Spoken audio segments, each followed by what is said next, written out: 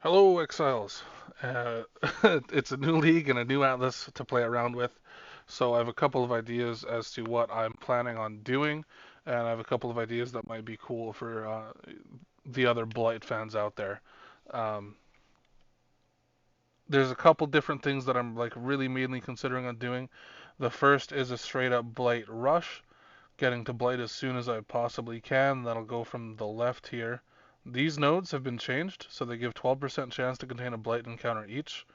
But I'm going to rush all the way to this wheel. And now this wheel also has been changed and buffed with the removal of Wandering Path. It gives a 76% chance to contain a Blight encounter, and this gives 24% chance total. So, with 17 points allocated in the Atlas tree, we now have a guaranteed Blight encounter on every map.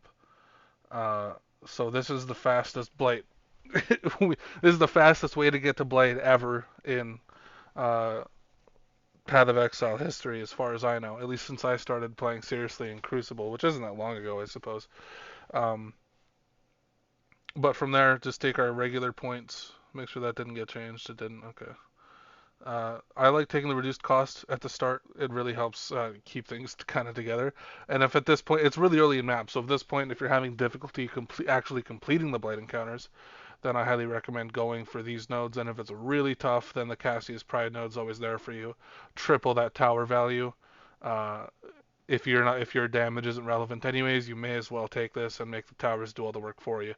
And then from there, uh, if things are going smoothly with the Blight, then there's a couple things to consider. If is One is if map progression's going well, then we can go for more Blight loot. I have a feeling it won't be going well, so probably we should go for some of these Kirak nodes. I like these chance for Kirak mission. Maybe the scouting report is high value. Who's to say? I don't know. Um, but these connected map points are valuable anyways, and that helps us just take the Kirak map mission out of the middle. Uh, so we can get as much value to this wheel as we can with as few quote unquote dead points as possible. 5% chance to find Atlas scouting reports, not particularly valuable in my head. And then from there we get our obviously shaping the world, and we can go for other shaping nodes as well. The fastest way to get to this one is through the gate, uh, like so. But you might think the gate's kind of a dead point too, because we want these connected map nodes anyways, so you can just go like this.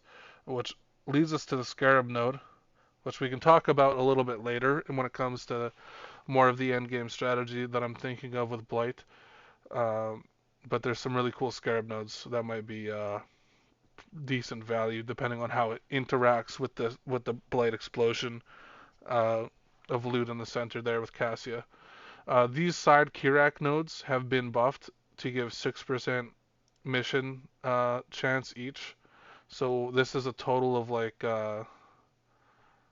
6, 12, 18, 20, 26, 26% chance to get a Kirak mission on map completion, which is just it's ridiculous as far as I'm concerned. It's a lot of Kirak chance, and then you might consider taking these 20% more Atlas scouting reports. It's a decent value. If you're gonna do that, you may as well go for this point too, if that's something that you're into. It's something that I'm gonna consider as well. And if you really want to just focus on Atlas progression from this point while doing your basic blights, feel free to do so. I would take all of these connected map points if that were the case. Everything in the center here, ignoring these over here. Well, you might take these if you're going blight, anyways. Um, is like 60% connected map chance, which is pretty good. It's no wandering path, but it's better than nothing as far as I'm concerned. But at this point, with the 26% mission chance and maybe taking these scouting reports, map progression might be going good enough that you can just start taking your blight nodes, uh, which is definitely something I would like to think about. And at 91 points, we have with our map progression nodes, we have every blight node uh, that we want, and a guaranteed Blight encounter per map with 0 investment. Uh, if you end up getting rich or something, or you get a lot of scarabs, you can unspec these for something else. But I feel this is a really strong Blight start as far as I'm concerned. Um, Moving on to the scarab thing I was talking about earlier, there's some interesting nodes such as unique monsters have a 200% chance to drop scarabs. And there's plenty of uniques in the Blight encounters, especially when you take these, you get a guaranteed additional boss. So that's some additional scarab drop chance in the center explosion, I think.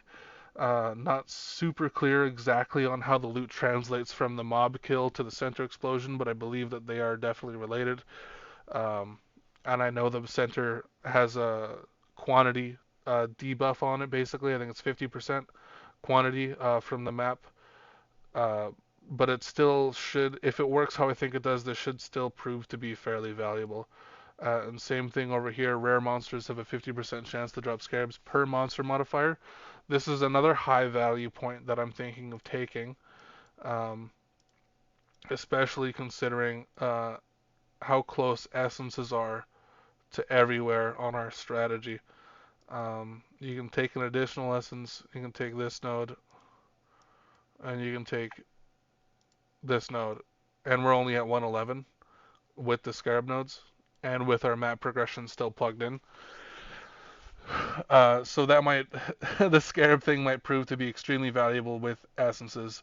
Simply adding rare mobs that have more monster modifiers on them. And same thing over here, scarab node is quite close, so you may as well take it. It's a decent scarab chance. 20% chance to drop scarabs for 3 points does not feel like a bad deal. From this point, if you're feeling weak, which I don't know, we shouldn't be getting to T16 that fast with a Blight Rush. But if you are feeling weak, you can take some additional nodes such as Packed with Energy, and then take this like 40% Nico chance. Or you can go for the June for bonus loot if you're feeling strong. Similarly, you can plug in anything else you feel like plugging in at this point too, such as the improved labs, improved trials for the lab. Try and get those big hits, etc. But Blight Rush is looking promising. It's looking very strong. This node, I'm not sure totally merits going for it early. If you go straight up the middle for these Curec nodes, it costs like 12 points to get over here. So you get a bonus of 8 points, but then you get nothing on the way basically for 12 maps, which kind of feels bad for me in terms of progression. I want to be like, oh, I have more, I get something every time I get a point. Kind of feels better to me, but that's up to your own decision. But something you can consider, since you're already so close with these nodes, you may as well get it now if you feel like it. It's like 2, 3, 4, 5, 6 points, 7 points for 20 points. So you may as well take it at this point. You're so close. And then you can you really get a lot of room to play with additional map modifiers, which isn't something that I typically do with Blight. Um, they did change this essence node. I'm not sure how to parse this information in my head. I'll have to play it to actually see how that feels. Could be good, could be bad, who knows. You might get some giga hits where it's like you get a deafening on every essence. But or like high zeals or something. If you just something high value, this could be big hits, but I don't know. We'll have to play it to find out. And these extra, what does it give us? Extra 13 points. We could just put that into. I have no idea how these nodes truly interact with the league mechanic, but it gives us like we can take both of these after taking that for basically free. So if you want to play the league mechanic, like it's pretty low cost to do so. Like I said though, I don't know how good or bad any of these nodes are. No one's played them. Who knows? It's a mystery. But if you want to mess around, if you want to fuck around to find out, uh, taking this at this point will really allow you to do that. Let's move on to the second option I'm really considering, and that is just a map progression rush, kind of like a fake wandering path, straight up the middle for this Kurak mission. And scouting report drop chance, same thing. Get this Kurak mission chance. Maybe I'll take these. Operative scouting report sounds interesting. Sounds like it drops a lot of scarabs. Uh, I don't know if that's actually true or not. We'll see. And then taking all of this additional connected map drop chance. Uh, like I said earlier, it's like 60. I want to say it's 60%. It's we'll find out right here. 56. Am I missing something? Yeah, I am. CS, so 60% connected map drop chance from just here. And then from here you can go whatever mechanic you want. It's connected to expedition nodes. It's connected to harvest nodes. It's connected to Legion Breach. It's connected to Ultimatum. It's connected to Blight, obviously, which is what I would be doing. It's quite close. It's pretty flexible map progression starter atlas, I would say. And I'll leave the link for the atlases in the description below. Um, Another quick start consideration I was making was getting this June chance right off the rip. And maybe not going all the way over there, but just go like 4 points over here for June, and then same kind of thing, rushing for Blight. Uh, and this sets us up at 25 points instead of 19 or whatever it was. Uh, 20 points, but I think Betrayal is going to be fairly high value, especially with Veiled Orbs only coming from Betrayal. And then the loot in the storehouse being Scarabs, and I imagine uh, those drops are going to be fairly decent because that becomes the whole purpose of the thing basically, because they've removed all that crafting, if you recall. Um, so, like I said, I'll leave these in the description down below. If you want to see more videos, let me know. I will cover whatever you want me to cover, but I'm basically a Blight memer. Um,